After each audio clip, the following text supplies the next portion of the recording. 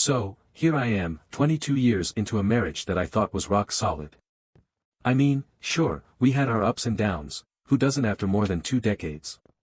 But nothing ever prepared me for this. My wife, Jessica, and I had what I'd call a decent relationship. I'd go to work, she'd go to hers, and then we'd come home, have dinner, and settle in front of the TV. It wasn't fireworks every day, but it worked. Or at least, I thought it did. Lately, though, something had been off. She'd been coming home from work later than usual, smelling like a perfume I hadn't bought her. She'd make some lame excuse about extra hours or helping the new intern with a project, but I wasn't buying it. Then, there were the texts. She was glued to her phone like it was the secret to life, always locking it the second I walked into the room. The Jessica I knew was slipping away, and in her place, I got this cold, detached woman who barely acknowledged me. Call it gut instinct or whatever, but I knew something was going on. But even in my wildest imagination, I never expected to find out the way I did. It all came to a head at her office party. You know, one of those ridiculous work functions that no one really enjoys but everyone pretends to have a blast at. Jessica practically begged me to go. In hindsight, that should have been a red flag, but I thought maybe she was just trying to smooth over whatever tension had been bubbling between us lately. We got to the party, and everything seemed pretty normal. Well, at first. She introduced me to her coworkers, including her boss, Kevin.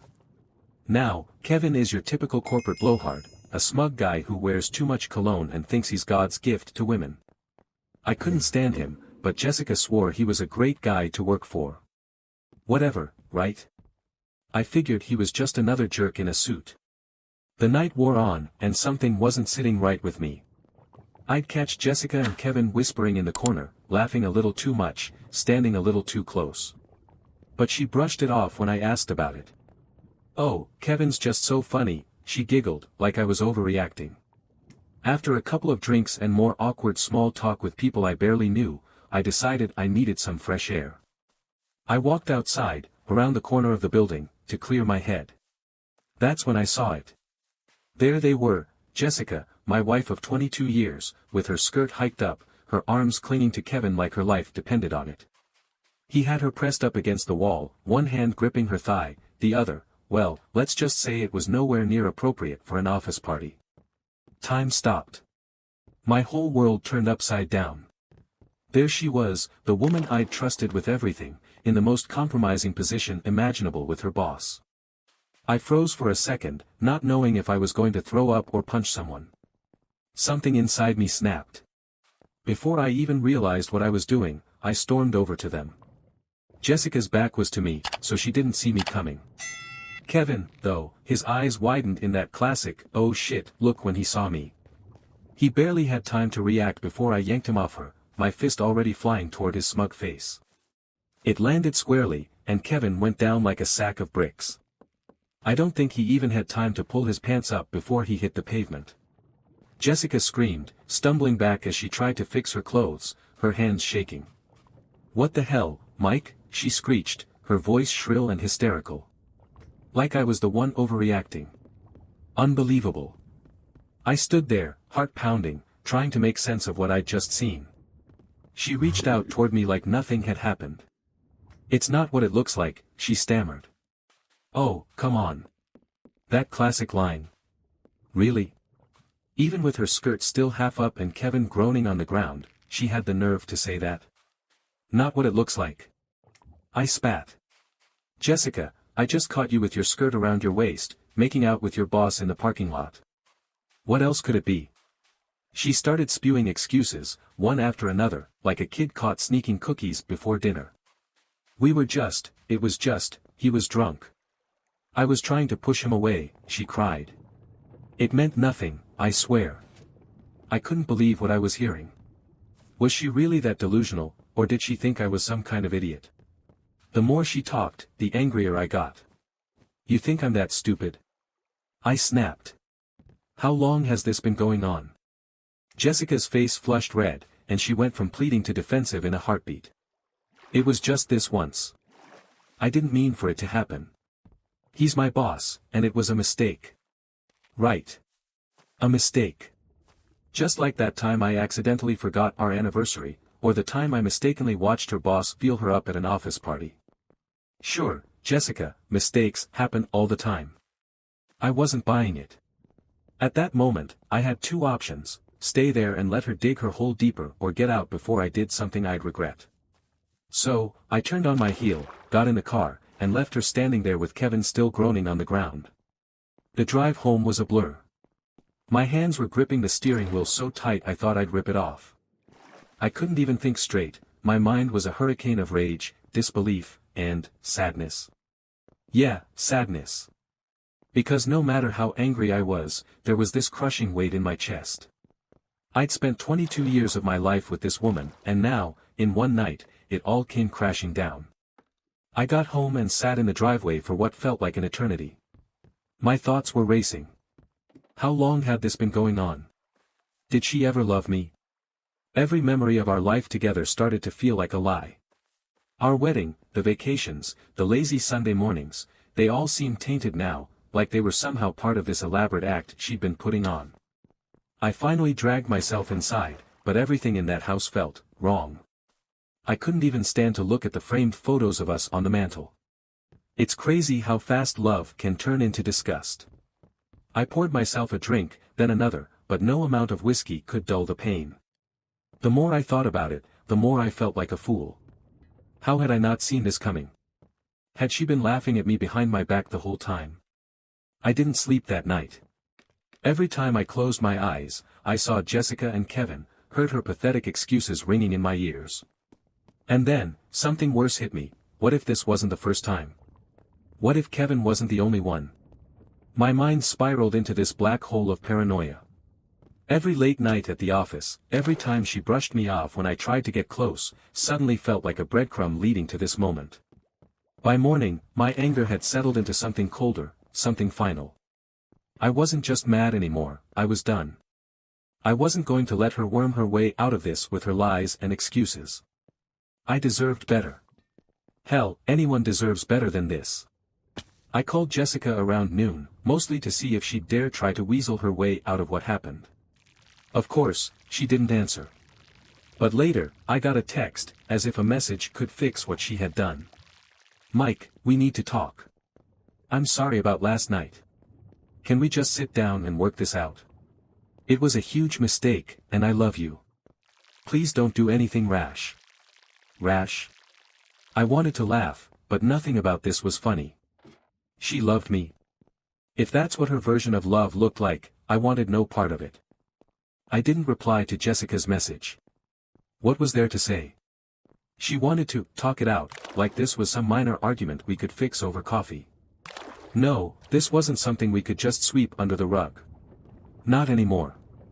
Instead, I started making moves. I contacted a lawyer first thing Monday morning. I didn't want to wait around, giving her a chance to manipulate the situation or pull the "it was just a mistake" card again. My lawyer, Steve, was blunt but sympathetic. "This kind of thing happens more often than you think," he said, like that was supposed to make me feel better. He outlined the divorce process for me: division of assets, no kids to fight over, and since we'd been married so long, alimony was likely on the table, but nothing was set in stone yet. Part of me wanted to throw her out that very day, but Steve advised against it. He told me to play it smart. Give her the chance to pack her things and leave on her own terms. It'll look better if things go smoothly. Smoothly, right. Like that was even possible in this train wreck of a situation. That night, Jessica came home like nothing had happened. She walked in, all fake smiles and nervous energy, trying to gauge if I was still pissed. "Hey," she said softly, as if she was some innocent victim in all this. I just stared at her. She knew I knew, and the tension in the air was thick enough to choke on. "So, are we going to talk?" she asked, trying to sound calm, but her voice was shaking. Good. Let her feel uncomfortable. Let her squirm a little. "There's nothing to talk about," I said coldly. "I've already called a lawyer. This is over." Her face dropped, and she went from apologetic to defensive in the blink of an eye. "Wait, Mike, come on. Are you really going to throw away 22 years just because of one stupid mistake? It didn't mean anything. There it is again, I said, leaning forward, my voice dripping with sarcasm. It didn't mean anything. Do you even hear yourself? It meant enough for you to get your skirt up in a parking lot with your boss. She stammered, clearly not expecting me to throw that in her face so bluntly. It's not like that. He came on to me. I cut her off. I don't care, Jessica. I really don't. I saw enough to know exactly what it was, and I don't want to hear your excuses anymore. I'm done. Her eyes filled with tears, but I wasn't about to let her manipulate me with crocodile tears. I'd fallen for that before, but not this time. You don't mean that, she whispered. I know you. You're just angry right now. We can get past this. No, I said firmly, we can't. I won't. I could see the panic rising in her eyes as she realized I wasn't bluffing. This wasn't something she could smooth over with a few lies and promises. Mike, please, she begged, her voice breaking. I'll do anything. We can go to therapy, we can. I'll quit my job, whatever you want. Just don't do this. You should have thought about that before you let him put his hands on you, I said, standing up. Pack your things.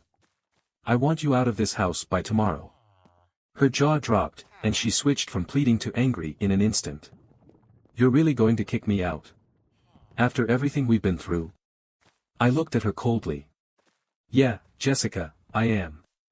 You should be grateful I'm even giving you the chance to leave with your dignity intact. She was furious now, but I didn't care. I turned and walked upstairs, leaving her standing there, stewing in her own mess. That was it for me. I wasn't going to let her keep me chained to this sham of a marriage any longer. The next morning, I woke up to the sound of drawers slamming and muffled sobs from downstairs. Jessica was packing. Good. I wasn't planning to help, and I wasn't going to feel bad about it either. I'd already given her more grace than she deserved. As I stood in the hallway, listening to her move around, I couldn't help but feel a weird sense of relief. The weight on my chest wasn't completely gone, but at least now, I could breathe again. I went downstairs as she was loading her last bag into the car. Her eyes were puffy and red from crying all night. She stood by the door, looking like she wanted to say something, but I wasn't in the mood for any more speeches. She'd said enough. Mike, she started, her voice barely above a whisper. I didn't even let her finish. Don't, I said. Just go. She paused, biting her lip like she was waiting for me to change my mind. But I didn't. I wasn't going to give her the satisfaction. With a shaky sigh, she nodded and walked out the door without another word. As I watched her drive away, a strange calm settled over me. It wasn't happiness, exactly, but it was close. Maybe it was peace. I don't know. What I did know was that I was finally free from the lies, the cheating, the constant anxiety of wondering where things went wrong. Jessica was out of my life, and for the first time in a long time, I felt like I could finally move on. The divorce was finalized a few months later, and it went about as smoothly as Steve had predicted. She didn't contest it, probably because she knew I had the upper hand with the evidence I'd seen. We split the assets 50-50, and that was that. No more Jessica, no more lies, no more betrayal. Just me, figuring out what my life looked like after 22 years of marriage. Looking back now, I can see the signs I missed. I guess hindsight's always 20/20, right? But here's the thing, if you're in a relationship and you feel like something's off, trust your gut. It's almost always right. Don't let anyone make you feel crazy for asking questions or for wanting the truth. If they've got nothing to hide, they won't act like they do. For anyone who's been through something similar, I get it. It's a gut punch, and it feels like your whole world is collapsing. But trust me when I say, you'll get through it. It's going to hurt like hell for a while, and you're going to have nights where you question everything, but eventually, you'll find your way out. Just don't settle for someone who treats you like you're a backup plan. As for me, I'm doing all right. I'm taking things one day at a time, getting back into hobbies I forgot I loved, and just learning to enjoy life again. I'm not in a rush to jump into anything new, but who knows? Maybe someday, I'll find someone who actually values what we have. Until then, I'm focusing on myself. And honestly, It feels pretty damn good. And that's how it all went down. That's my story. If you take anything from this, let it be this: don't let anyone make you feel less than you are. You deserve better than a lie, and sometimes the hardest thing is just walking away. But when you do, trust me, it's worth it. Dear listeners, thank you for your incredible support and for tuning into my stories on YouTube. Your enthusiasm and feedback mean the world to me. Stay tuned for more exciting tales. Warm regards.